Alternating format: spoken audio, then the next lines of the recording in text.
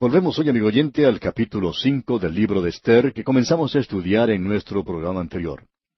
Vamos a comenzar nuestra lectura en el versículo 5 dentro de unos momentos. Usted recordará que en nuestro encuentro anterior observamos que esta muchacha Esther había hecho algo bastante audaz, heroico en realidad. Ella se había arriesgado a perder su vida. Su pueblo iba a ser destruido si alguien no se acercaba hasta el rey. Y ciertamente ninguna persona de su pueblo podría haber hecho eso, y ella era la única esperanza que ellos tenían, es decir, mirando las cosas desde el punto de vista humano. Y después de todo, Dios la había ubicado a ella en ese palacio por medio de su providencia. Estamos seguros que Esther nunca hubiera dicho que estaba en ese lugar gracias a la voluntad de Dios, y en realidad ella nunca menciona el nombre de Dios. Pero ahora ella se presenta ante el rey.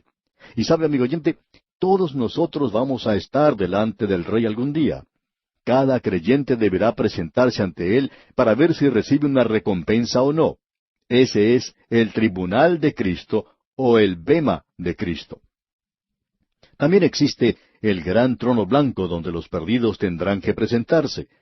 Y si usted es salvo, o si no lo es, tendrá que presentarse en uno de estos dos lugares ante el Señor Jesucristo. El creyente tendrá que presentarse ante Cristo para ver si recibe o no una recompensa, y los perdidos tendrán que estar delante de Él para ser juzgados según sus obras. Notemos aquí en esta historia lo que hace el rey. Él extiende su cetro hacia Esther.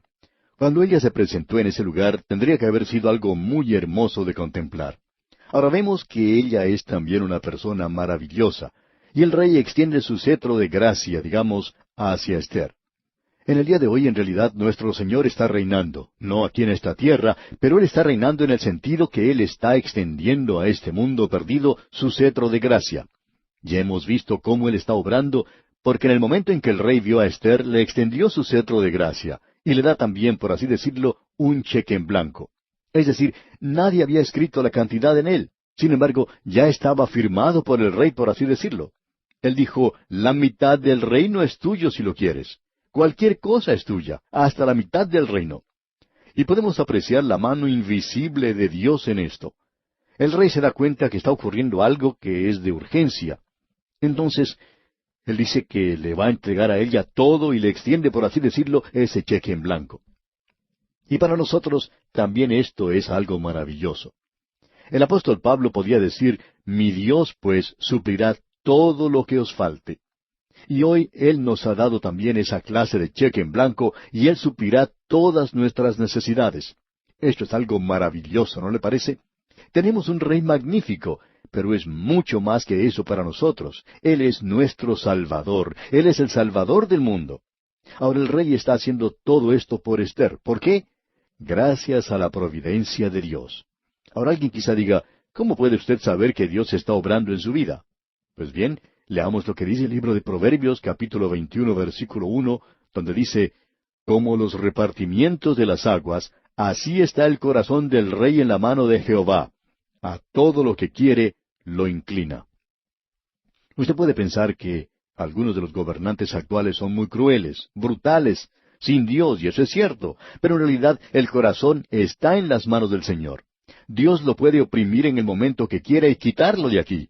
Y Él puede hacerlo correr como el agua que se dirige pendiente abajo.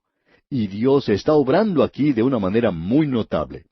Permítanos leer el versículo 5 porque Esther no realizó su petición ante el rey. Lo que ella hizo fue pedirle al rey y a Amán que fueran a comer con ella la comida que se había preparado, y ella daría a conocer su petición entonces. De paso podemos decir que en el versículo 4 tenemos un acróstico en el idioma hebreo que deletrea el nombre de Dios. Personalmente no le damos mucha importancia a eso, simplemente nos limitamos a destacarlo en esta ocasión. Así es que se le envió un mensaje a Amán y en el versículo 5 de este capítulo 5 de Esther leemos, respondió el rey, daos prisa, llamad a Amán para hacer lo que Esther ha dicho. Vino pues el rey con Amán al banquete que Esther dispuso. Podría haber sido entonces cerca de la hora de comer, y el rey termina todos sus negocios y dice, bueno, ahora que busquen a Amán para que venga aquí. Ahora esta joven es muy tímida y podemos darnos cuenta de su reacción. Cuando ellos vienen a comer con ella, el rey nuevamente se da cuenta que ella todavía tiene temor y que hay algo que está oprimiendo su mente y su corazón. pero ella tiene miedo de mencionarlo. Y veamos lo que el rey dice aquí en el versículo 6. Y dijo el rey a Ester en el banquete, mientras bebían vino, ¿cuál es tu petición y te será otorgada? ¿Cuál es tu demanda? Aunque sea la mitad del reino, te será concedida.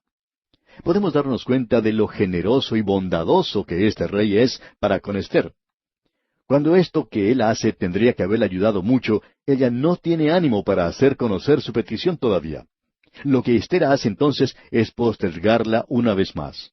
Y en los versículos 7 y 8 dice, entonces respondió Ester y dijo, mi petición y mi demanda es esta. Si he hallado gracia ante los ojos del rey, y si place al rey otorgar mi petición y conceder mi demanda, que venga el rey con Amán a otro banquete que les prepararé, y mañana haré conforme a lo que el rey ha mandado. O sea que ella quiere que el rey y Amán vuelvan a otro banquete que ella preparará, y que en el día de mañana ella entonces hará conocer su demanda al rey. Entonces no quedaba otra cosa que terminar de comer y retirarse. Luego leemos en el versículo 9, y salió Amán aquel día contento y alegre de corazón. Pero cuando vio a Mardoqueo a la puerta del palacio del rey, que no se levantaba ni se movía de su lugar, se llenó de ira contra Mardoqueo. Creemos que al verlo tendría que haber murmurado, ya voy a arreglar las cuentas con este Mardoqueo. ¿Qué cuadro tenemos aquí en el versículo 9 de este hombre Amán saliendo del banquete? Lo que él está pensando es que en su opinión, él había hecho un impacto en la reina y que ella quería que él regresara nuevamente al día siguiente para participar en otro banquete. Esta sección nos ilustra muy bien lo que leemos allá en el libro de Proverbios capítulo 18, versículo 12, donde dice, antes del quebrantamiento se eleva el corazón del hombre, y antes de la honra es el abatimiento. Los griegos también tenían un proverbio parecido que dice algo así. Escuche usted. A quien los dioses destruirán, antes hacen enojar. Escuchemos ahora lo que Amán dice en el versículo 10 de este capítulo 5 de Ester. Pero se refrenó Amán y vino a su casa, y mandó llamar a sus amigos y a Zeres su mujer. Ahora, ¿para qué hace esto? Bueno, él quiere jactarse un poco de lo que está ocurriendo. Leamos el versículo 11. Y les refirió Amán la gloria de sus riquezas, y la multitud de sus hijos, y todas las cosas con que el rey le había engrandecido, y con que le había honrado sobre los príncipes y siervos del rey. Él se está jactando y ufanando en tres formas diferentes. Y esto es lo que hacen muchas personas hoy. Primero, él se está jactando de sus riquezas, de todas sus posesiones. Hay muchas personas en la actualidad a quienes les gusta jactarse de haber logrado amasar millones y que son muy ricos, y es muy fácil para un hombre hacer alarde de algo así. En segundo lugar, Amán se está jactando de sus hijos, y posiblemente él también se ufanaba de sus nietos. Luego, en tercer lugar, él se está jactando de haber sido promovido y de ocupar una alta posición. Este hombre Amán se está jactando de todas estas cosas. Ahora, en el versículo 12 leemos, y añadió Amán, también la reina Ester a ninguno hizo venir con el rey al banquete que ella dispuso, sino a mí. Y también para mañana estoy convidado por ella con el rey. En otras palabras, esta es otra cosa de la cual él puede hacer alarde. Él piensa que es un verdadero galanteador, y eso es lo que está diciendo. Es muy humano, ¿no le parece? Pero también es muy villano y bribón. Esas son cosas que él podía considerar a su favor, pero tenía algo que realmente le molestaba. Y eso pesaba mucho más que cualquiera de las otras cosas mencionadas. Y estaba en su contra. Leamos el versículo 13 de este capítulo 5 de Ester. Pero todo esto de nada me sirve cada vez que veo al judío Mardoqueo sentado a la puerta del rey. O sea, mientras yo vea a ese hombre Mardoqueo sentado allí, eso siempre me va a molestar mucho. Y una vez más debemos destacar aquí el hecho que este hombre, con su espíritu herido de esta manera, revela que son las cosas pequeñas las que le molestan más. Y como ya hemos indicado anteriormente, demostramos la clase de persona que somos por las cosas pequeñas que dejamos que nos molesten. Y ciertamente este hombre está dejando que estas cosas más pequeñas le perturben de tal manera que nos demuestra que en realidad él era muy poca cosa. Pero sigamos adelante. En el versículo 14 tenemos lo siguiente. Y le dijo Zeres su mujer y todos sus amigos, hagan una horca de 50 codos de altura, y mañana di al rey que cuelguen a Mardoqueo en ella, y entre alegre con el rey al banquete. Veamos aquí lo que está ocurriendo. Cuando él regresó a su hogar del trabajo esa noche, Amán llamó a sus amigos y a su esposa y comenzó a jactarse de todas estas cosas. Pero dijo, hay una cosa insignificante que me molesta en gran manera y que arruina todo lo demás, y eso se llama Mardoqueo. Pues bien, Zeres, su esposa, una mujer muy buena, ¿verdad? Hermosa su sugerencia. Ella le dice, ¿por qué no haces construir una horca que mida 50 codos? Usted debe recordar que Mardoqueo quiere decir pequeño. Él era un hombre de corta estatura. ¿Por qué entonces hacer una horca que mida 50 codos? Eso sería más de 20 metros de altura. Es interesante notar que la amargura y el odio puedan motivar a los seres humanos a hacer cosas tan terribles. Por este medio, ellos dan un escape a todo el odio y la amargura que habían acumulado dentro de sí mismos. De modo que se lleva a cabo la construcción de la horca de 50 codos de altura. A Amán le agradó mucho la idea de su esposa, así es que inmediatamente él ordena que los obreros comiencen la tarea. Y durante toda esa noche uno podía haber escuchado el martillar y el acerruchar la madera mientras estos hombres trabajaban en la ciudad de Susa construyendo la horca para Mardoqueo. Esto era algo fuera de lo normal quizá para que esta gente trabajara durante la noche, pero durante toda la noche trabajaron para construir la horca. Y llegamos ahora al capítulo 6, y lo hemos titulado El rey que no podía dormir de noche. Este rey tuvo una noche muy desvelada y queremos observar lo que pasó. Leamos el primer versículo de este capítulo 6 de Ester. Aquella misma noche se le fue el sueño al rey, y dijo que le trajesen el libro de las memorias y crónicas, y que las leyeran en su presencia. Ahora quizá esto parezca frívolo, no parecería ser algo de mucha importancia. Sin embargo, esa fue una noche desvelada para el rey.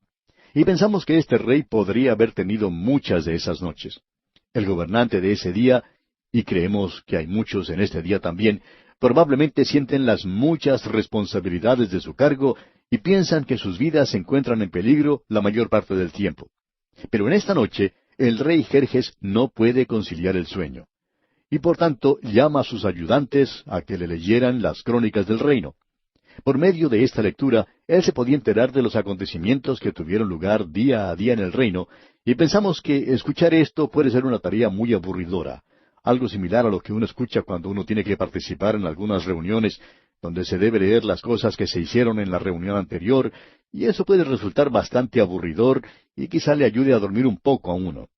Este rey, pues, no podía pedir un par de aspirinas para poder dormirse y decide entonces pedir que se le lea las crónicas del reino. Y no creemos que la lectura de estas cosas avanzara mucho, antes que el rey se quedara dormido. Ahora, la persona que estaba leyendo, quizá un secretario o uno de los siervos que tenía por costumbre leer para el rey, con una de esas voces monótonas que lo ponen a uno a dormir, este hombre abre por casualidad en ciertas páginas de las crónicas.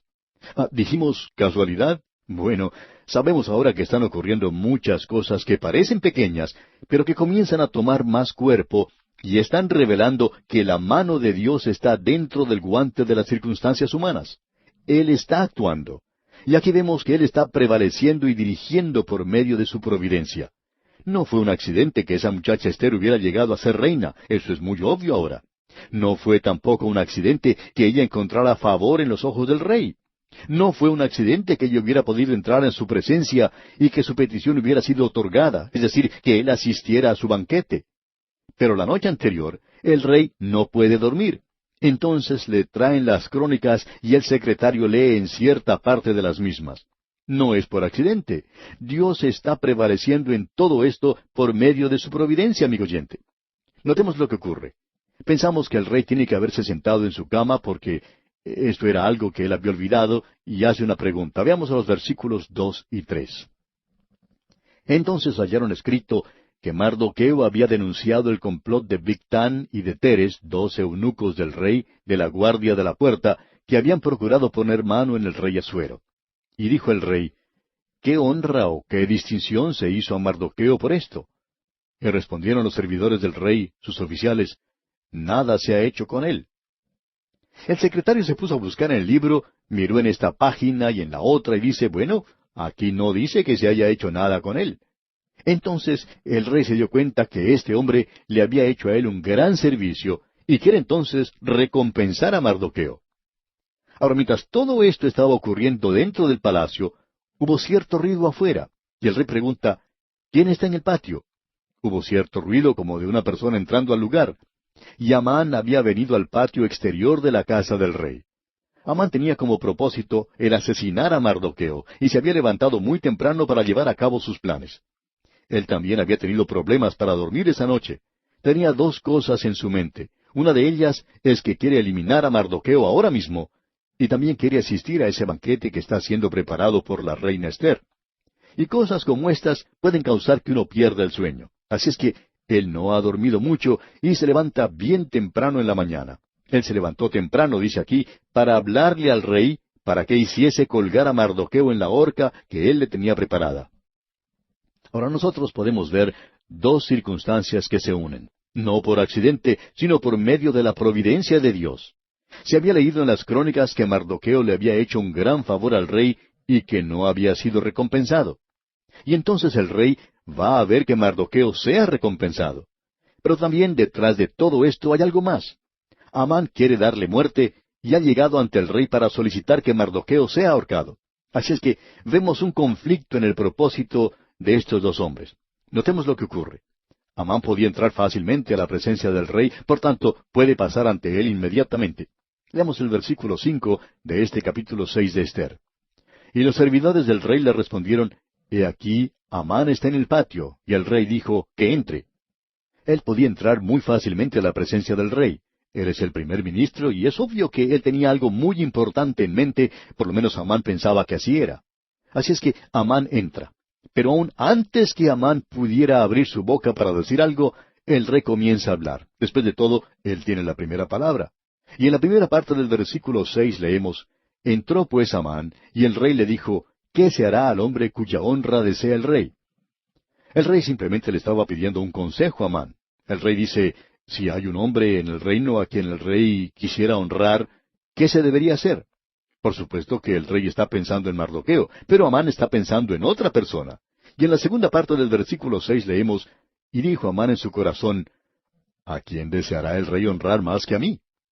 Él estaba pensando en sí mismo, y él reconocía que tenía una posición muy buena, y entonces piensa, bueno, el rey quiere hacer algo y es honrarme de una forma muy especial. Ya he sido invitado al banquete.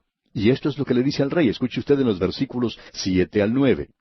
Y respondió Amán al rey, Para el varón cuya honra desea el rey, traigan el vestido real de que el rey se viste, y el caballo en que el rey cabalga, y la corona real que está puesta en su cabeza, y den el vestido y el caballo en mano de alguno de los príncipes más nobles del rey, y vistan a aquel varón cuya honra desea el rey, y llévenlo en el caballo por la plaza de la ciudad, y pregonen delante de él, Así se hará al varón cuya honra desea el rey.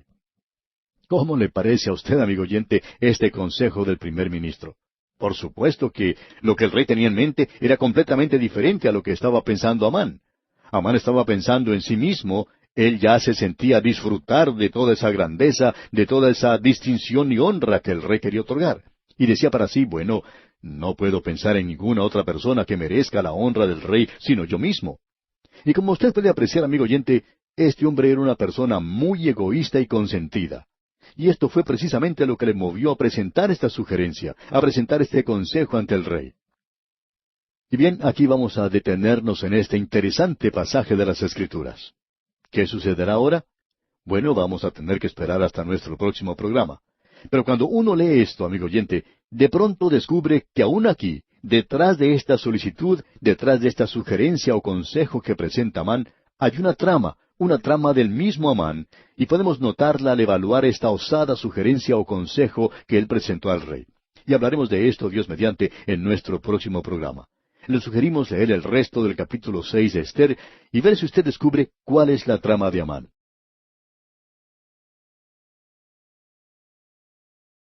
Continuamos hoy estudiando el capítulo 6 de este libro de Esther. Y en nuestro programa anterior dejamos nuestro estudio en una situación bastante estratégica.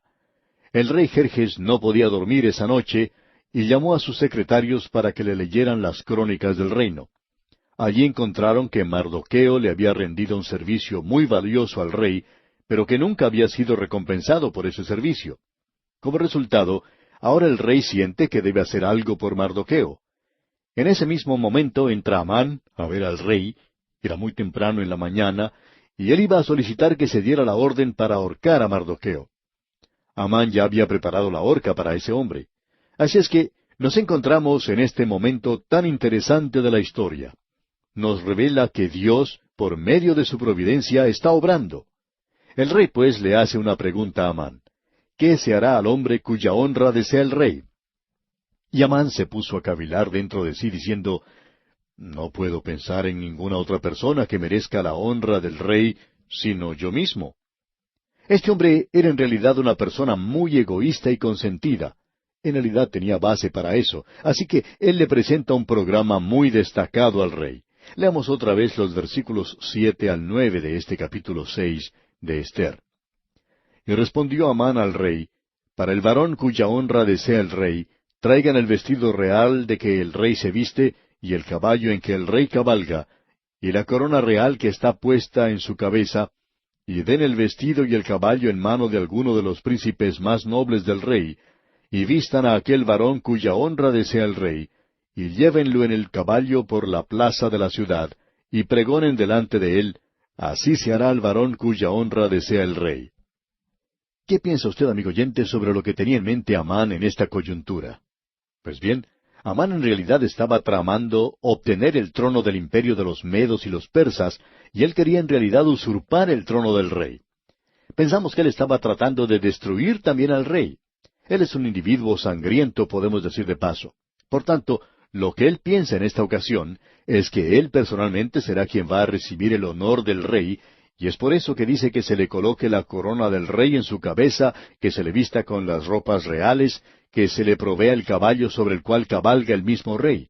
En otras palabras, que la gente se acostumbre a ver a este hombre a quien el rey quiere honrar, vestido como el rey. Él está mostrando sus intenciones de una manera muy sutil, pero detrás de todo esto es obvio ahora que él está tratando de derrocar al rey. Y pensamos que el rey Jerjes se dio cuenta de lo que Amán estaba tramando. Continuemos leyendo ahora el versículo 10. Entonces el rey dijo a Amán, date prisa, toma el vestido y el caballo como tú has dicho, y hazlo así con el judío Mardoqueo que se sienta a la puerta real. No omitas nada de todo lo que has dicho. Ahora, uno nunca habría podido pedirle a Amán que hiciera algo que fuera más odioso, más ignominioso, más degradante y antipático que tener que poner esas ropas reales, colocar la corona del rey sobre la cabeza de Mardoqueo y pasearlo por las calles de la ciudad anunciando que este era el hombre al cual el rey deseaba honrar. Este hombre Amán es en realidad una persona muy miserable. Aparentemente el rey Jerjes comienza a darse cuenta que en Amán tiene una persona que está tramando hacerle daño. Por supuesto, él no hace nada en este instante, porque se nos dice aquí en el versículo 11, y Amán tomó el vestido y el caballo, y vistió a Mardoqueo, y lo condujo a caballo por la plaza de la ciudad, e hizo pregonar delante de él, así se hará al varón cuya honra desea el rey. Él nunca hubiera querido hacer eso, por el contrario, él estaba pensando ahorcar a Mardoqueo. Prosigamos ahora con el versículo 12. Después de esto, Mardoqueo volvió a la puerta real, y Amán se dio prisa para irse a su casa, apesadumbrado y cubierto su cabeza. Él había sufrido una humillación muy grande, y notemos lo que ocurrió aquí en el versículo 13 de este capítulo 6 de Ester. Contó luego Amán a Ceres su mujer y a todos sus amigos todo lo que le había acontecido. Entonces le dijeron sus sabios, y Ceres su mujer, si de la descendencia de los judíos es ese Mardoqueo, delante de quien has comenzado a caer, no lo vencerás, sino que caerás por cierto delante de él. Esta era una mujer muy dulce, ¿no le parece? Ella fue la que hizo la sugerencia que se construyera la horca, y ahora le está diciendo a su esposo, yo te dije que no hicieras eso, tú estás comenzando a caer delante de él. O sea que ella no tenía ninguna palabra de consuelo o de aliento para su esposo. Y leemos en el versículo 14, aún estaban ellos hablando con él, cuando los eunucos del rey llegaron apresurados para llevar a Amán al banquete que Ester había dispuesto. Tantas cosas le están sucediendo a este Amán que ahora va a llegar tarde al banquete que había estado esperando tan ansiosamente. Todo está comenzando a suceder en su contra como si él no tuviera ningún control sobre las cosas, lo cual es así en realidad. ¿Y sabe por qué, amigo oyente? Porque Dios está dominando toda esta situación y Dios está encargando que esa trama de Amán no tenga éxito. Y así llegamos al capítulo 7. Y a este capítulo lo hemos titulado El hombre que fue a cenar y murió en la horca. Amán se dirige a ese banquete un poco confuso. Él está muy contento de haber sido invitado por la reina, pero debido a la forma en que se están desarrollando las cosas, él ha tenido que honrar a ese hombre Mardoqueo. Y pensamos que en este momento él no se ha dado cuenta por qué Mardoqueo ha sido honrado y él dejado de lado. Sin embargo, él se dirige al banquete de la reina. Leamos pues los primeros 2 versículos de este capítulo 7 de Esther. Fue pues el rey con Amán al banquete de la reina Esther. Y en el segundo día, mientras bebían vino, dijo el rey a Esther: ¿Cuál es tu petición, reina Esther? Y te será concedida. ¿Cuál es tu demanda? Aunque sea la mitad del reino, te será otorgada. Algo interesante de notar aquí es que esta reina todavía está muy nerviosa. Pensamos que ella estaba nerviosa y tenía mucha razón para estarlo, por supuesto. ¿Qué es lo que ella puede hacer frente a estos 2 poderosos hombres en su presencia? Se ha publicado un decreto en contra de su pueblo y lo que allí se decía la alcanzaba también a ella. Ahora, ¿cómo va a presentar su petición al rey? Porque aparentemente Esther no se había dado cuenta de lo que había estado ocurriendo, es decir, que Mardoqueo había sido honrado por el rey. Todo lo que ella sabe es que estos 2 hombres han llegado a su mesa, y nos imaginamos que ambos están un poco excitados por lo que ha ocurrido ese día, de lo cual ella no tiene ningún conocimiento. Pero ahora nuevamente el rey le dice a la reina que haga su petición. Él le dice: Esther, ahora que estás tan cómoda, no titubees en hacerme conocer tu petición, la cual has estado demorando por algún tiempo. Yo te daré hasta la mitad del reino. Y lo que él quería decir es que todo el reino iba a ser de ella, ya que como reina, ella ya tenía la mitad. De modo que el rey le está entregando todo a ella al decirle que le pidiera lo que quisiera y que él se lo daría. Y leemos entonces en el versículo 3 de este capítulo 7 de Esther: Entonces la reina Esther respondió y dijo: Oh rey, si he hallado gracia en tus ojos, y si al rey place, séame dada mi vida por mi petición y mi pueblo por mi demanda. O sea que la reina le dice: Mi petición es esta, yo quiero que el rey perdone mi vida y la de mi pueblo. Ahora el rey tiene que haberse sorprendido mucho, y si él estaba sorprendido, lo que estaba pasando en ese momento por la mente de Amán tenía que haber sido mucho más. Él nunca se había enterado que la reina era de la nación de Israel, que ella era una israelita. Y usted puede estar seguro, amigo oyente, que este hombre ahora puede estar sintiendo un poco de calor y se siente incómodo y agitado por la forma en que se están desarrollando las cosas. Entonces la reina dice en el versículo 4, Porque hemos sido vendidos, yo y mi pueblo, para ser destruidos, para ser muertos y exterminados. Si para siervos y siervas fuéramos vendidos, me callaría, pero nuestra muerte sería para el rey un daño irreparable. Ella dice: Si hubiésemos sido vendidos como esclavos, me hubiera quedado callada, aunque esto ya hubiera sido una pérdida para el rey, pero no hubiera dicho nada. Pero hemos sido traicionados y nos van a destruir como nación.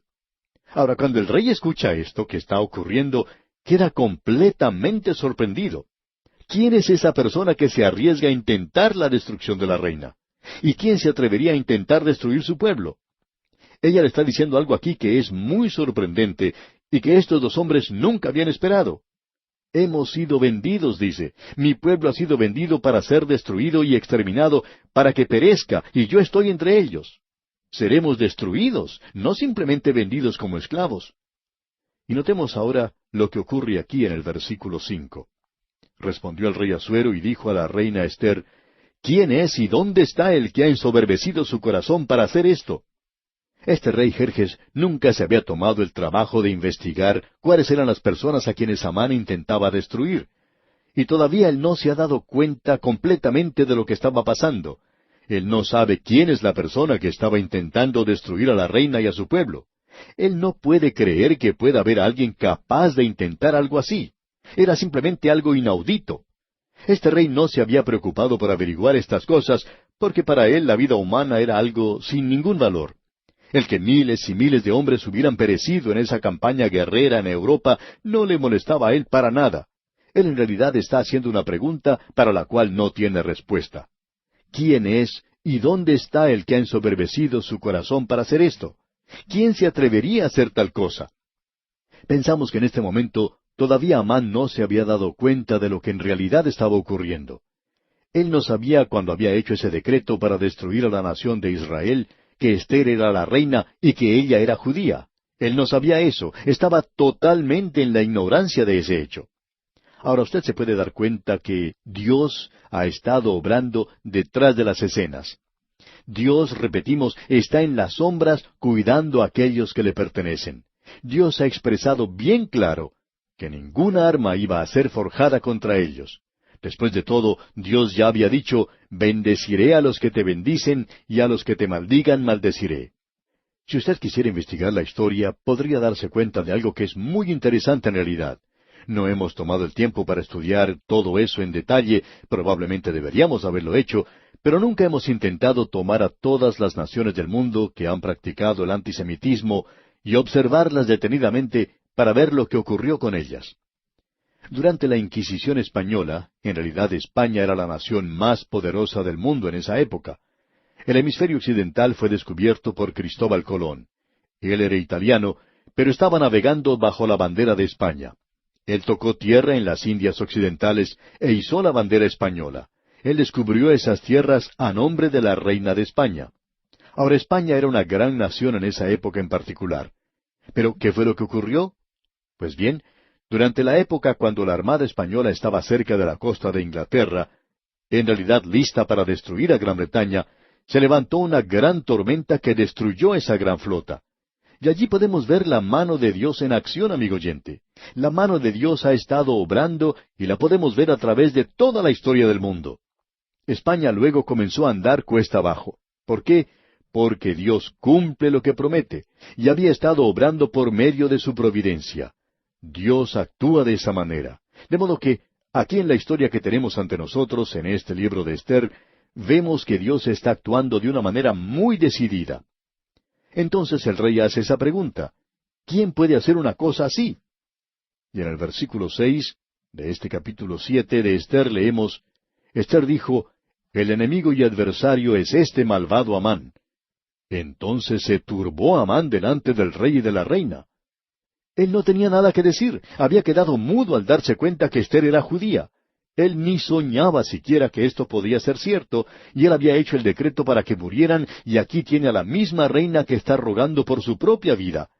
El rey está bastante confuso. En realidad, él tiene que pensar esto bien porque Amán había sido su propio consejero, el de más confianza. Él es su primer ministro. Y notemos lo que ocurre. Leamos la primera parte del versículo 7. Luego el rey se levantó del banquete encendido en ira y se fue al huerto del palacio. ¿Por qué hizo eso? Él se fue allí para poder pensar a solas. Él decía, tengo que arreglar estas cosas en mi propia mente. No puedo creer que Amán haya hecho una cosa como esta. Pero aparentemente así había sido. Él creía lo que la reina le estaba diciendo. Y aquí él tiene a la reina rogándole por su propia vida a causa de lo que Amán había hecho. Pues bien, el rey quiere calmarse un poco y pensar bien las cosas. Él quiere pensar con claridad sobre lo que está ocurriendo.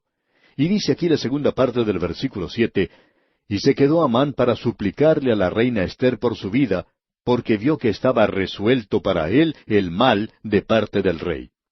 Y Amán, que había sido tan suelto de lengua para pedir que otros fueran condenados a muerte, ahora se convierte en un simple esclavo.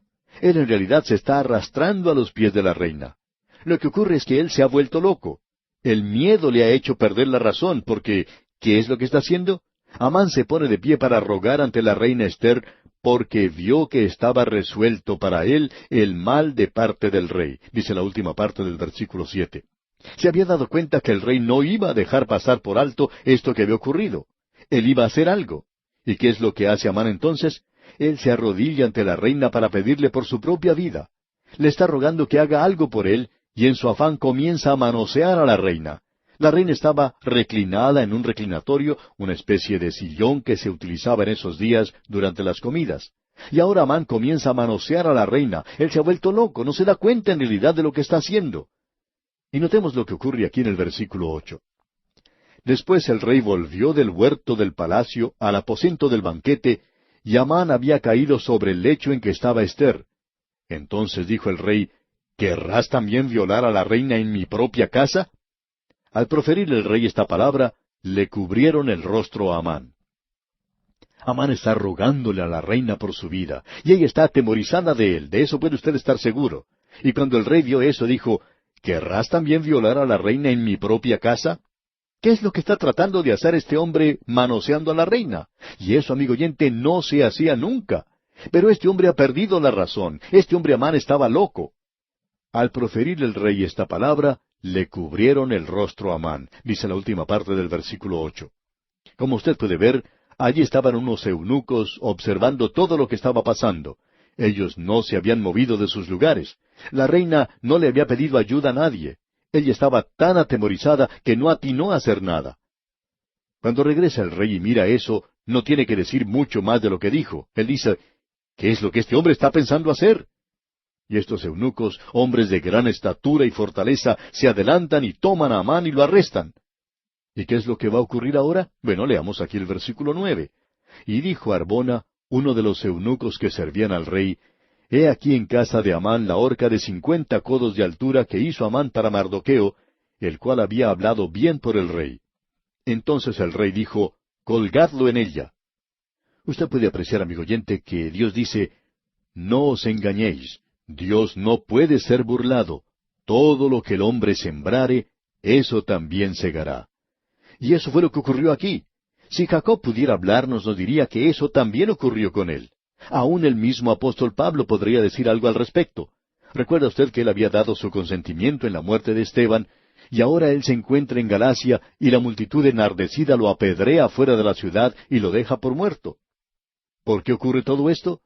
Porque uno no se puede burlar de Dios, amigo oyente. Dios no es burlado por el hombre. Quien quiera que usted sea, amigo oyente, cualquier cosa que usted esté sembrando, no importa lo que sea, usted lo segará. Y aquí tenemos la ley por la cual Dios obra. Ahora notemos lo que dice el versículo 10 de este capítulo 7 de Ester.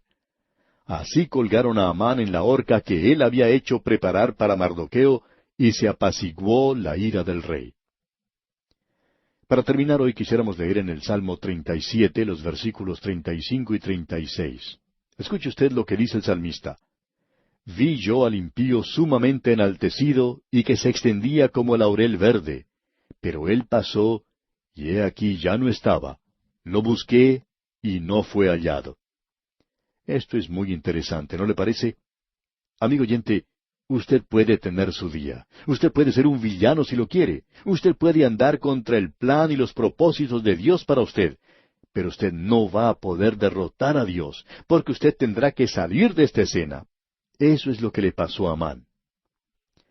Bien, nosotros no hemos finalizado aún con este libro de Ester porque todavía tenemos un gran mensaje en sus páginas para nosotros. Y veremos esto en nuestro próximo programa. Estamos seguros que usted seguirá paso a paso esta sin igual historia bíblica en la que se manifiesta la maravillosa providencia divina.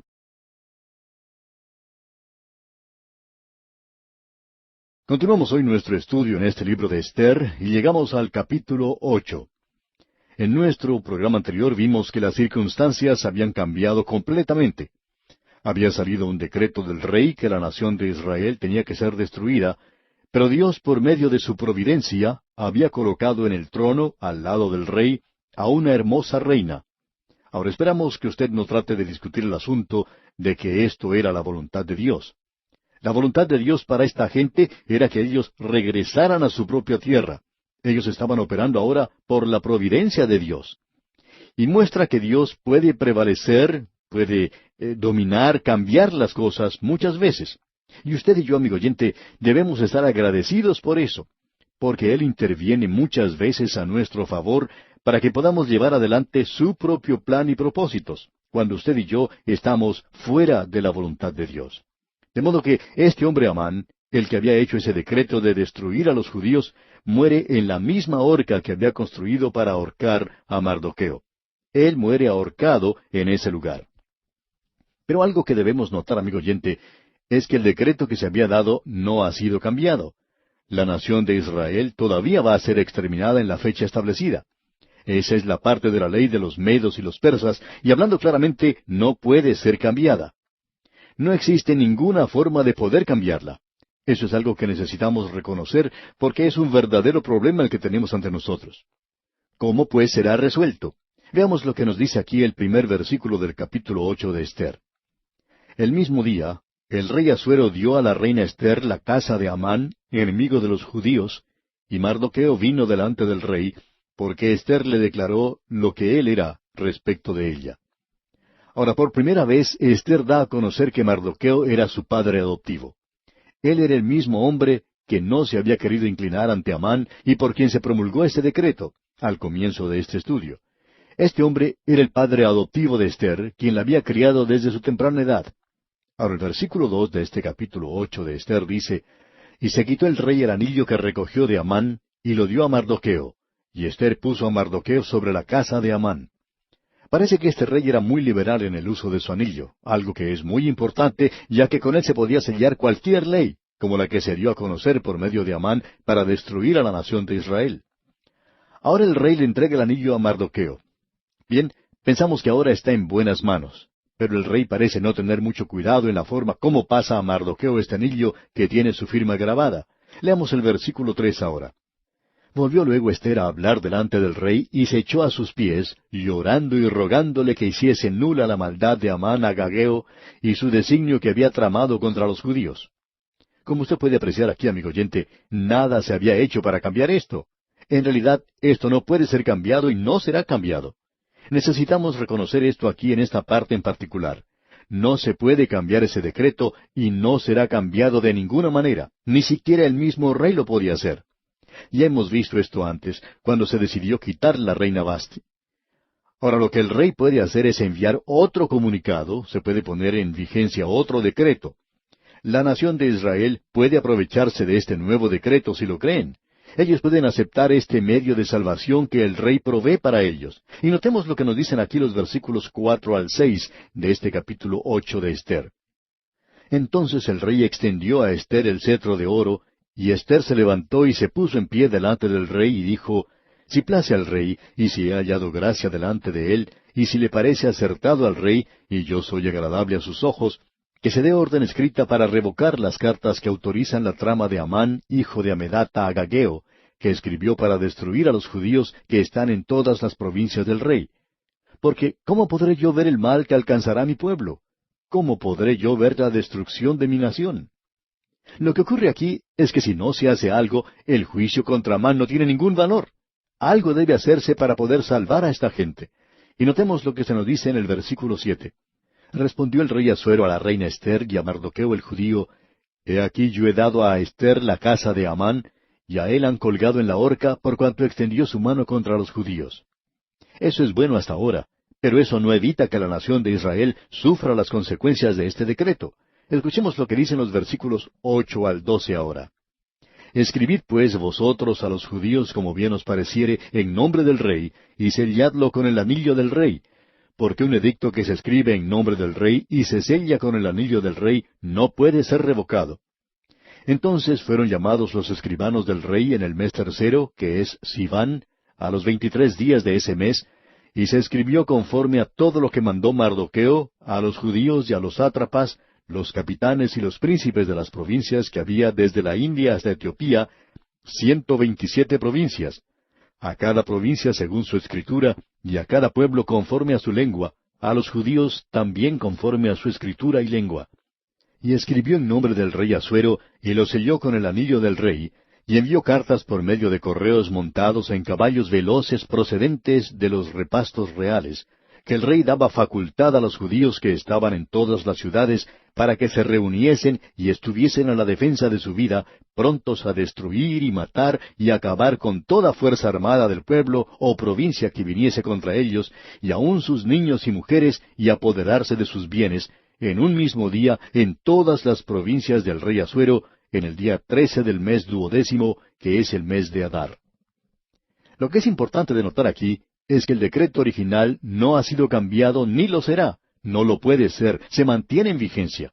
Pero ahora se hace otro decreto y es enviado de la misma manera que fue enviado el primero. Ha sido preparado por el rey y firmado con su propia firma. Y aquí se destaca nuevamente el lado dramático y detallado de todo esto, que el rey está ahora del lado de la nación de Israel. Antes había un juicio contra este pueblo. Ahora el rey está del lado de esta gente, y el peso de la balanza se inclina hacia el otro lado. ¿Quién puede hacer algo en contra de los que tienen la protección del rey? Este es el rey que justifica, y cuando él lo hace, no hay nadie que pueda levantar su mano contra él. Ahora este mensaje tiene que salir y tiene que ser enviado a las 127 provincias del reino. Nuevamente en la capital hay mucho que hacer en los asuntos del gobierno. Como ya hemos dicho, había muchos edificios dedicados al servicio del rey, y aquí tenemos a una gran compañía de gente dedicada a la tarea gubernamental. Ellos tenían muchos problemas en esos días, ya que en cada provincia se hablaba un idioma diferente, y aún allí había muchas tribus que hablaban otros idiomas y dialectos, o sea que era una zona muy políglota. Por tanto, para poder hacer esto en la capital, ellos tenían que conocer a las personas que hablaban esos idiomas en esa zona y buscarlos para que ellos pudieran traducir lo que el rey había dicho en el idioma persa, o cualquier idioma que hablaran en la capital, creemos que era persa, y traducir todo eso, como dijimos, a los idiomas de las diferentes tribus. Y esta era una gran tarea. Los escribas entonces eran llamados para realizar esa labor, como lo hicieron en la oportunidad anterior. Cada escriba hacía una copia del decreto que ha salido de parte del rey. Y ahora, como dijimos, el rey está del lado de los judíos. Antes, el decreto había sido un juicio contra ellos. Ahora, la gente es informada que pueden ser reconciliados y que pueden creer al rey en esta ocasión y que pueden ser salvos. Ese es el mensaje. Nuevamente entonces se hace copias y se envían por medio de mensajeros que salen de esos grandes edificios. Los dromedarios, los camellos y las mulas están a las puertas y los mensajeros parten con sus mensajes. Salen de la capital dirigiéndose a las diferentes zonas que se les había asignado. En esta ocasión, el mensaje que ellos llevan es diferente. Este mensaje se transmite a través de todo el reino. Va hasta los mismos confines del reino. Los judíos lo pueden creer, así como también el resto de la gente. Son buenas noticias. Y estamos seguros que estamos viendo aquí lo que probablemente sea uno de los cuadros más maravillosos de la salvación que tengamos en las Escrituras. Esto no se utiliza mucho en nuestros días, pero es Dios quien nos está dando estos cuadros. Dios nos enseña de esta manera. Todas estas cosas ocurrieron como ejemplo para nosotros, y este es un cuadro muy real. Nosotros sabemos que ha salido un decreto de parte de Dios, como ya hemos visto. Es un verdadero decreto que dice que el alma que pecare, esa morirá. Uno no puede señalar a algunos borrachos o a algunos criminales y decir, bueno, eso es para ellos. No, amigo oyente, Él está hablando de usted. Y está hablando de mí, porque dice, el alma que pecare, esa morirá. Y también dice, por cuanto todos pecaron y están destituidos, o sea, no pueden alcanzar la gloria de Dios. No hay justo ni aun uno, porque la justicia del hombre es como trapo de inmundicia delante de Él. Y Dios no nos puede salvar por nuestra perfección, porque no la podemos ofrecer. Tampoco nos puede salvar por la imperfección, porque Él no puede rebajar sus normas. De modo que este decreto ha salido de Dios. Este decreto ha salido del mismo trono, informando a la humanidad que todos nosotros pertenecemos a una raza perdida, y esa es la situación en la cual toda la humanidad se encuentra en el día de hoy. Ese es el problema con la familia humana. A nosotros nos gusta decir que el problema está por aquí o por allá o en algún otro lugar, que está en la ciudad capital o en la iglesia o en la familia o quizá en el individuo o el partido político o la nación vecina. Pero, amigo oyente, el problema está en su mismo corazón. Del corazón es de donde proceden todos los malos pensamientos. Todo eso sale tanto de su corazón como del mío. Y este mundo está sufriendo de esta clase de contaminación en la actualidad. No son los ríos o el aire, sino el corazón del hombre lo que en realidad está contaminado. Ahora Dios va a juzgar. El mismo trono ha enviado este juicio al mundo, que todos están perdidos, y eso no es algo muy agradable. En realidad, a muchas personas no les gusta oír esto, y hay muchas iglesias que en el día de hoy se han transformado en iglesias liberales porque ellas no dicen que el hombre es pecador. Opinamos que el liberalismo en las iglesias tiene como base la debilidad, y la debilidad es esta. El que ocupa el púlpito no tiene el valor suficiente de ponerse de pie y decirle a la gente que son pecadores y que necesitan un Salvador. A los hombres les gusta más bien ser halagados en el día de hoy. A la gente no le gusta oír que se le diga que son pecadores, pero gracias a Dios que otro decreto ha salido del trono de Dios. El decreto es, reconciliaos pues con Dios. Y nosotros somos embajadores en este mundo en la actualidad. Un embajador en un país quiere decir que está representando a su propio país y que el potentado a quien representa es aún un amigo. Y Dios en estos días es amigo del hombre. Usted no tiene que hacer nada para reconciliar a Dios. Él ya lo ha hecho. El Señor Jesucristo murió por usted. ¿Qué puede agregar usted a lo que Cristo ha hecho? Mencionamos en otra oportunidad acerca de un evangelista que siempre está tratando de hacer que la gente llore en sus reuniones, y a la gente le gusta ver esto en sus predicaciones. Él piensa que ellos tienen que derramar muchas lágrimas y que debe haber arrepentimiento. Y uno le puede preguntar, ¿cuántas lágrimas son necesarias para ablandar el corazón de Dios? A lo cual él dirá que eso es ridículo, y se pone a discutir sobre el asunto. No creemos que sea necesario derramar lágrimas. El corazón de Dios ya es lo suficientemente tierno. Uno no puede hacer nada para ablandarlo más. El Señor Jesús hizo eso por nosotros. Y ahora nosotros podemos decir, si Dios es por nosotros, ¿quién contra nosotros? Nadie, amigo oyente, nadie. Él está a nuestro lado, Él está con nosotros. El decreto que hoy se publica es el siguiente: cree en el Señor Jesucristo y serás salvo. Después de creer en Él, y únicamente si hace eso, entonces puede ser salvo. Y eso es lo que esta gente tenía que hacer. Todo lo que ellos tenían que hacer era creer en el decreto del Rey de que Él estaba ahora de parte suya. Él los iba a proteger y eso iba a conquistar a los demás. Usted puede apreciar, amigo oyente, que cuando Dios salva, Él salva a los pecadores. Él tiene una forma de salvar a los pecadores. Usted no es lo suficientemente bueno como para ir al cielo. Usted y yo tampoco podemos llegar a ser lo suficientemente buenos como para hacerlo. Por tanto, Él tiene que obrar en nosotros tenemos que acercarnos y aceptar la salvación que Él nos da como un manto de justicia que es perfecto y que es Cristo. Nosotros estamos en Cristo, y cuando usted, amigo oyente, está en Cristo, usted no puede mejorar eso, porque eso ya es algo maravilloso en sí mismo. Él es el Salvador. Él murió por nosotros, y cuando usted se acerca a Él, y le acepta y le recibe como su propio Salvador, Él obrará en usted, porque Él no nos va a llevar al cielo en la forma en que estamos ahora. Tenemos que nacer de nuevo. El Señor Jesucristo le dijo a Nicodemo, tendrás que renacer. Tendrás que nacer de nuevo. Y el apóstol Pedro dice en su primera epístola, capítulo 1, versículo 13, siendo renacidos no de simiente corruptible, sino de incorruptible, por la palabra de Dios que vive y permanece para siempre. Esa es la razón por la cual nosotros predicamos la palabra de Dios, y esa es la razón por la cual la gente está renaciendo en la actualidad. Sus vidas están siendo cambiadas, totalmente transformadas.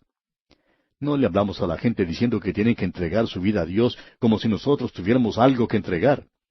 ¿Piensa usted que Dios quiere su antigua forma de vivir? Amigo oyente, Él quiere darle a usted una nueva vida. Él quiere regenerarlo, Él quiere salvarlo. Lo popular en el día de hoy es ignorar que uno es un pecador y que así puede ir a Jesucristo.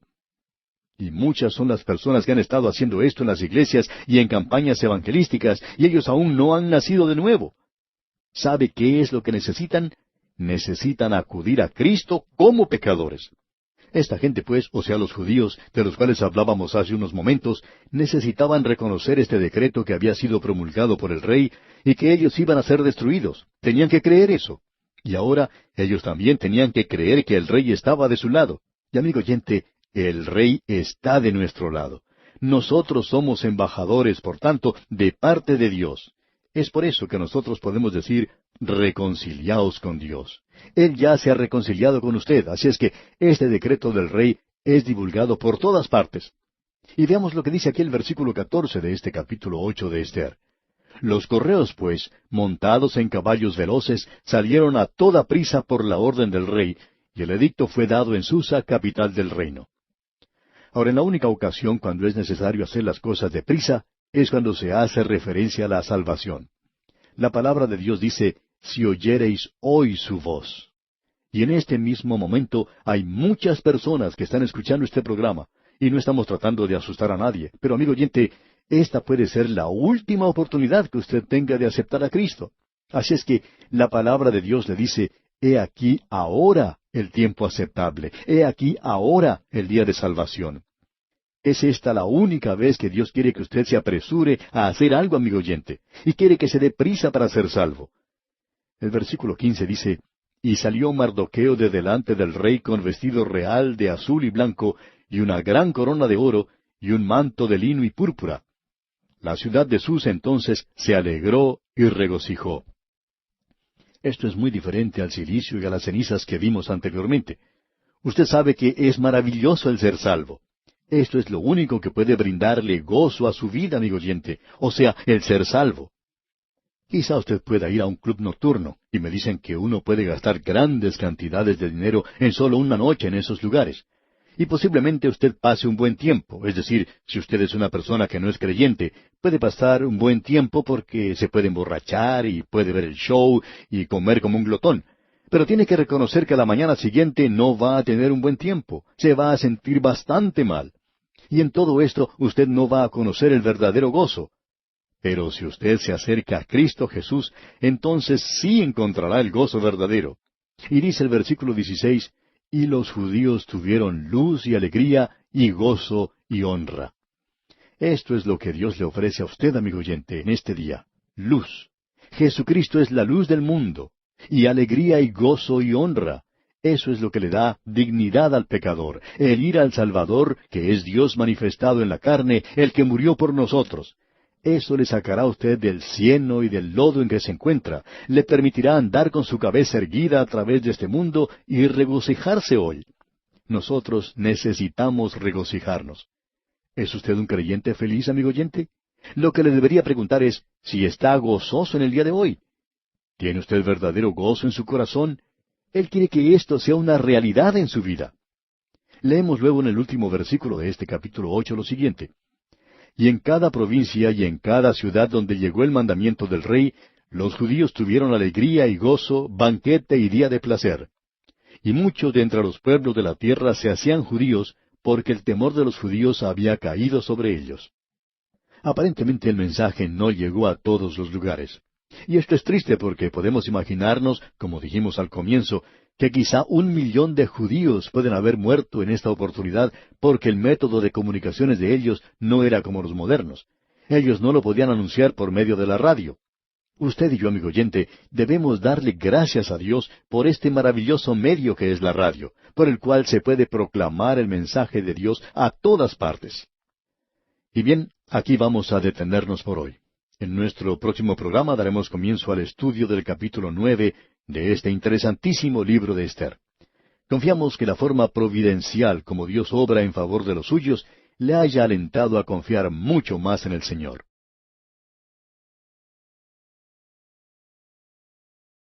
Llegamos hoy a nuestro último estudio de este libro de Ester.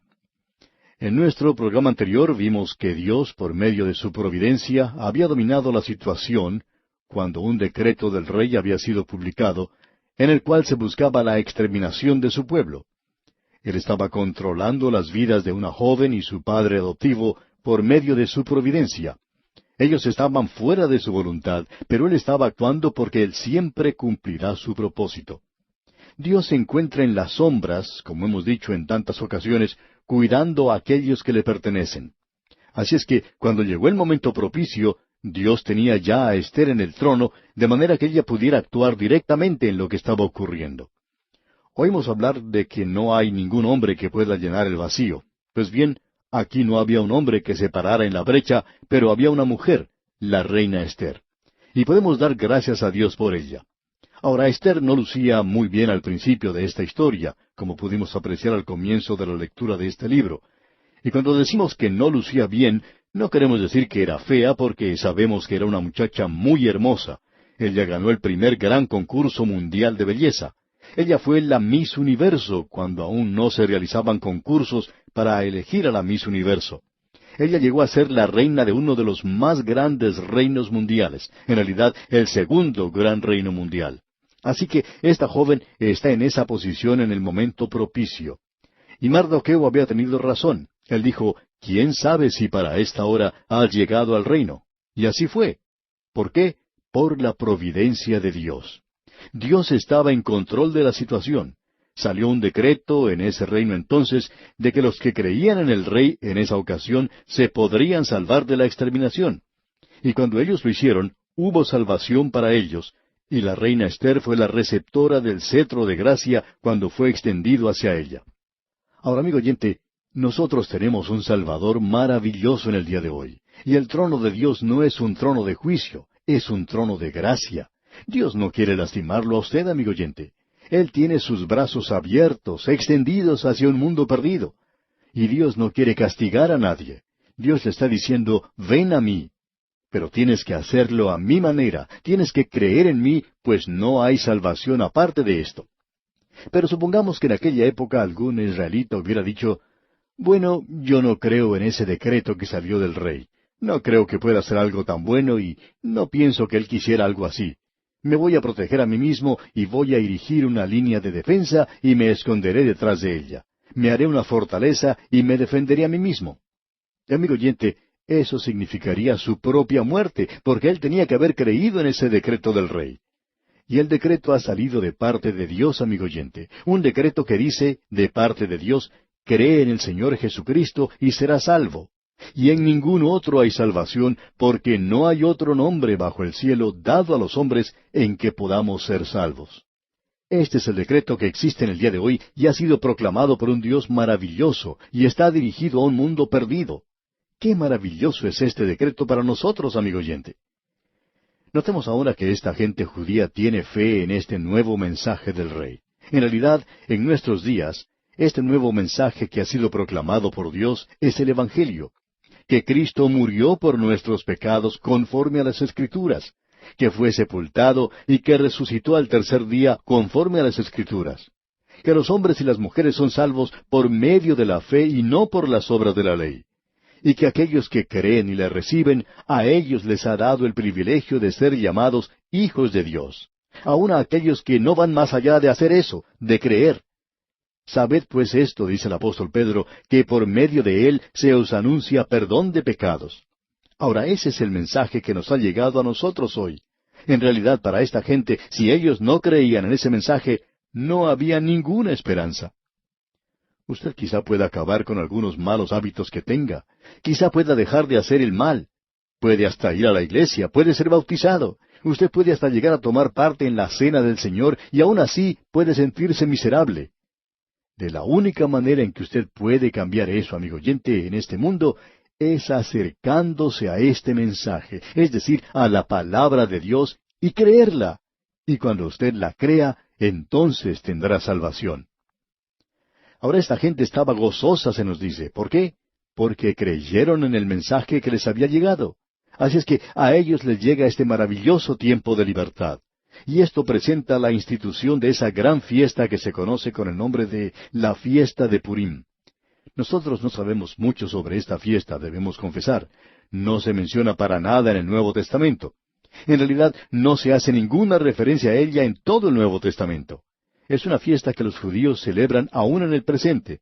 Y ellos le dan mucha importancia a esta fiesta, tanta importancia como la que le dan a la fiesta de la Pascua. Ellos reconocen que esto habla de una gran liberación para ellos, y esa fiesta fue instituida para ese pueblo. Se llama la fiesta de Purim y viene de la palabra persa pur, que quiere decir suerte. Como dice la Escritura ya en el libro de Proverbios, capítulo 16, versículo 33, la suerte se echa en el regazo, mas de Jehová es la decisión de ella. Como usted puede apreciar, amigo oyente, fue en el día cuando se echaba la suerte de los judíos, cuando ellos recibieron su libertad. Ahora, ¿fue acaso eso por casualidad? No, amigo oyente, fue gracias a la providencia de Dios. Él estaba en control de esta situación. Ahora nosotros no vamos a entrar en mucho detalle en lo que nos queda por ver en este libro de Esther. Vamos a comenzar nuestra lectura en los primeros 2 versículos de este capítulo 9. En el mes 12º, que es el mes de Adar, a los 13 días del mismo mes, cuando debía ser ejecutado el mandamiento del rey y su decreto, el mismo día en que los enemigos de los judíos esperaban enseñorearse de ellos, sucedió lo contrario, porque los judíos se enseñorearon de los que los aborrecían. Los judíos se reunieron en sus ciudades, en todas las provincias del rey Asuero, para descargar su mano sobre los que habían procurado su mal, y nadie los pudo resistir, porque el temor de ellos había caído sobre todos los pueblos. Herodotus hizo una declaración después del regreso de Asuero de su campaña contra Grecia, de que la esposa de Asuero, en esa época, de nombre Amestría, era una reina cruel y vengativa. Ahora, Amestría, por supuesto, es Esther. Y usted se puede dar cuenta cómo los de afuera, por lo menos los griegos, tenían la impresión que ella era una persona cruel y vengativa, porque en realidad ella fue la que tomó este paso y pudo salvar a su pueblo. Se libró de Amán y también de aquellos otros que eran sus enemigos en esa época en particular. También podemos pensar lo que mucha gente sentía sobre el juicio con el cual se juzgó a los ayudantes de Hitler, y que muchos de ellos, como se sabe, fueron condenados a prisión y a campos de concentración de la misma manera que ellos habían condenado a los judíos. En esa época y aún en el día de hoy hay muchas personas que piensan que eso quizá es un poco brutal y cruel, el de colocar a estos hombres en las prisiones y que ellos dicen deberían ser puestos en libertad y cosas por el estilo. Usted puede apreciar que el mundo puede engañar a aquellos que no conocen muy bien estas cosas y decir que eso era muy brutal y cruel, es decir, la forma en que estos hombres eran tratados. Pues bien, ellos eran culpables y merecían lo que recibieron. Probablemente recibieron lo justo por los crímenes cometidos. Se hizo justicia con ellos. Y eso también fue una realidad en el tiempo de Esther, pero usted puede darse cuenta cómo un rumor de esta naturaleza puede haberse divulgado. Ahora, en la primera parte del versículo 2 de este capítulo 9 de Esther leímos: Los judíos se reunieron en sus ciudades, en todas las provincias del rey Asuero, para descargar su mano sobre los que habían procurado su mal. En otras palabras, ellos se defendieron de sus enemigos. Y continuando la lectura del versículo 2 y también el versículo 3 dice: Y nadie los pudo resistir, porque el temor de ellos había caído sobre todos los pueblos. Y todos los príncipes de las provincias, los sátrapas, capitanes y oficiales del rey, apoyaban a los judíos, porque el temor de Mardoqueo había caído sobre ellos. En otras palabras, el trono que antes los había condenado, ahora los estaba protegiendo. Y el trono de Dios nos protege a nosotros, amigo oyente. Eso es lo que Pablo quiso decir allá en el capítulo 8 de su epístola a los Romanos cuando dijo: ¿Quién acusará a los escogidos de Dios? Dios es el que justifica. Ahora, ¿cómo justifica a Dios? Pues bien, ¿quién es el que condenará? Primero, Cristo es el que murió. Segundo, el que también resucitó. Tercero, el que además está a la diestra de Dios. Y cuarto, el que también intercede por nosotros. Esa es la razón por la cual nadie puede condenar. Cristo murió por nosotros, Él resucitó, Él ascendió a la diestra de Dios, y Él está allí intercediendo por nosotros en este mismo día. Esto es maravilloso realmente. Ahora, Mardoqueo estaba al lado del rey. No ya ese hombre Amán que los había condenado a muerte, sino uno que pertenecía a su propio pueblo. Y nosotros tenemos a un hombre en la gloria. Él conoce perfectamente lo que usted siente. Él sabe cómo yo me siento. Y Él está allí intercediendo por usted y por mí. Esto es algo maravilloso, saber que tenemos a alguien allá arriba que está de nuestro lado. Como usted puede apreciar, amigo oyente, las cosas han cambiado para nosotros los pecadores. Continuemos ahora con nuestra lectura en el libro de Esther y leamos el versículo 4 de este capítulo 9. Pues Mardoqueo era grande en la casa del rey, y su fama iba por todas las provincias. Mardoqueo iba engrandeciéndose más y más. Y yo, amigo oyente, tengo un Salvador en el día de hoy. Él ha sido despreciado por este mundo. En realidad, la gente está diciendo muchas cosas sucias, blasfemias acerca de Él.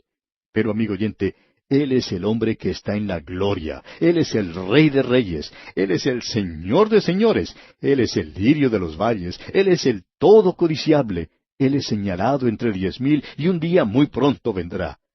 Por tanto, nosotros debemos practicar el doblar nuestras rodillas ante Él y adorarle y alabarle. Eso es muy importante. Él debería ser más dulce cada día para nosotros. Amigo oyente, ¿es usted un creyente que se regocija este año más de lo que se regocijó el año pasado? ¿O más de lo que se regocijó hace 10 años? Yo le doy gracias a Dios que en la actualidad yo soy un creyente mucho más feliz de lo que era hace 10 años. Y esto es algo realmente maravilloso. Ahora, en los versículos siguientes, tenemos la narración de lo que los judíos hicieron en su defensa contra aquellos que se levantaron contra ellos. Y cómo ejecutaron a los hijos de Amán. Y luego en el versículo 20 de este capítulo 9 de Esther leemos: Y escribió Mardoqueo estas cosas, y envió cartas a todos los judíos que estaban en todas las provincias del rey Asuero, cercanos y distantes. Hay algunos oyentes que han escrito preguntando, ¿quién fue el escritor de este libro de Esther? Pues bien, dijimos que al final del libro por lo menos teníamos una sugerencia de quién lo había hecho, y aquí la tenemos. Pensamos que fue Mardoqueo quien escribió este libro. Ahora, los versículos 21 al 23 dicen, ordenándoles que celebrasen el día 14 del mes de Adar, y el 15 del mismo, cada año, como días en que los judíos tuvieron paz de sus enemigos, y como el mes que de tristeza se les cambió en alegría, y de luto en día bueno, que los hiciesen días de banquete y de gozo, y para enviar porciones cada uno a su vecino, y dádivas a los pobres. Y los judíos aceptaron hacer, según habían comenzado, lo que les escribió Mardoqueo. O sea que Mardoqueo estaba dándole un carácter oficial, digamos, a la institución de esta fiesta de Purim. Y leemos luego en los versículos 26 y 27, por esto llamaron a estos días Purim, por el nombre Pur. Y debido a las palabras de esta carta, y por lo que ellos vieron sobre esto, y lo que llevó a su conocimiento, los judíos establecieron y tomaron sobre sí, sobre su descendencia y sobre todos los allegados a ellos, que no dejarían de celebrar estos 2 días, según está escrito tocante a ellos, conforme a su tiempo, cada año. Y ellos, digamos de paso, han celebrado esta fiesta de Purim. Y eso en estos días debe ser recordado y guardado a través de toda generación, toda familia, en toda provincia y en toda ciudad, como vemos aquí en los versículos 28 y 29. Y que estos días serían recordados y celebrados por todas las generaciones, familias, provincias y ciudades, que estos días de Purim no dejarían de ser guardados por los judíos y que su descendencia jamás dejaría de recordarlos. Y la reina Esther, hija de Abihail, y Mardoqueo el judío, suscribieron con plena autoridad esta segunda carta referente a Purim. Nuevamente preguntamos, ¿fue Mardoqueo quien escribió este libro? Bueno, pensamos que sí, que fue él quien lo hizo. Y pasando ahora al versículo 31 leemos, para confirmar estos días de Purim en sus tiempos señalados, según les había ordenado Mardoqueo el judío y la reina Esther, y según ellos habían tomado sobre sí y sobre su descendencia, para conmemorar el fin de los ayunos y de su clamor. Y luego, siguiendo más adelante, leamos el último versículo de este libro de Esther, el versículo 3 del capítulo 10, que dice, porque Mardoqueo el judío fue el segundo después del rey Asuero, y grande entre los judíos, y estimado por la multitud de sus hermanos, porque procuró el bienestar de su pueblo, y habló paz para todo su linaje. Y amigo oyente, nosotros tenemos un Salvador que traerá paz algún día a este mundo. Notemos ahora aquí otra cosa. Hay 3 oraciones que ellos oran en la época de la fiesta de Purim. Ellos le agradecen a Jehová que son contados dignos. La segunda oración es por la preservación de sus antepasados. Y la tercera oración es que ellos han vivido para disfrutar de otro festival. Nosotros como creyentes decimos en el día de hoy que en esto vemos la providencia de Dios. En la fiesta de la Pascua, eso tiene para nosotros un significado espiritual. Cristo es nuestra Pascua y Él fue ofrecido por nosotros. En Él tenemos la salvación de Dios para nosotros. En la fiesta de Purim tenemos el poder que nos guarda, el poder de Dios que nos protege, su providencia, la soberanía de Dios. El escritor del libro de Proverbios dice allá en el capítulo 16, versículo 33, la suerte se echa en el regazo, mas de Jehová es la decisión de ella. Él guardará a su nación, Israel. Él guardará su iglesia, y Él guardará a los individuos que son suyos. Él es capaz de salvar al más pequeño de todos aquellos que han llegado a Dios por medio de Él. Y nuevamente llegamos a esto. El creyente del día de hoy solo conoce un cuidado distante, providencial. Ellos no saben andar hoy con Dios en una comunión cercana, obedeciendo la palabra de Dios. Él nos conoce, nos ama y nos cuida. Nada puede disminuir esta gran verdad. Él nos da lo mejor a aquellos que dejamos que sea Él quien elija. Él quiere guiarle, amigo oyente, por sus ojos. Usted tiene que estar muy cerca de Él. Y debemos acercarnos cada vez más en la actualidad. Pero la mayoría de nosotros solo conoce esa lejana providencia de Dios. Cómo Él guía a aquellos que están alejados, que no desean ser guiados por Él. ¿Cuántos creyentes están andando hoy en su propia voluntad? Las cosas le suceden de una manera agradable. Brilla el sol en el firmamento. Se han quitado las piedras del camino y ellos pueden resolver todos los problemas que se presentan por sí mismos. Así es que no miran siquiera dónde está Dios. Y podría decir, no miramos dónde está Él en una época como esta. Pero un día el viento comienza a soplar con violencia, se agitan las olas, el camino se vuelve oscuro y entonces de pronto le suplicamos a Él, Señor, sálvame, estoy pereciendo, muéstrame el camino. Y entonces, si superamos esa crisis, decimos, el Señor me guió. Amigo oyente, solamente por su providencia Él nos guió.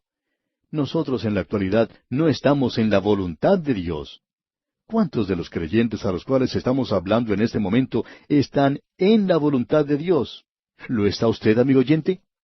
Oímos tanto hablar en la actualidad sobre la dedicación de nuestra vida y de nuestro corazón, y a veces nos cansamos de escuchar esto en el día de hoy. Venga a dedicar su vida a Dios. Amigo oyente, yo no le estoy pidiendo que haga eso. Usted lo podría hacer ahora mismo, ponerse de rodillas y dedicar su corazón y su vida, y luego mañana mismo usted volverá a estar una vez más fuera de la voluntad de Dios. Y luego usted comienza a andar otra vez por la providencia de Dios. Amigo oyente, entienda esto. Él quiere dirigirle hoy. Él quiere guiarle directamente, quiere prevalecer sobre la voluntad suya. No nos interesa lo que usted esté haciendo o a dónde se esté dirigiendo. Tampoco interesa quién sea usted. Puede que sea una persona como Hitler, digamos, o aún como Judas Iscariote. Pero Él prevaleció sobre lo que Judas Iscariote hizo, y Él puede guiarle a usted, amigo oyente, no interesa quién sea. Usted puede conocer el gozo y el placer de acercarse a Él, de buscar la voluntad de Dios para su vida, no simplemente en un solo acto, sino de momento a momento, día a día. Usted no tiene que pasar al frente en alguna reunión de la iglesia para poder hacer esto. Lo puede hacer en este mismo momento, allí donde se encuentre, en la voluntad de Dios. Esto es maravilloso. Es algo que nos trae gozo. Él quiere guiarnos hoy, amigo oyente. Y así concluimos el estudio de este destacado libro de Esther.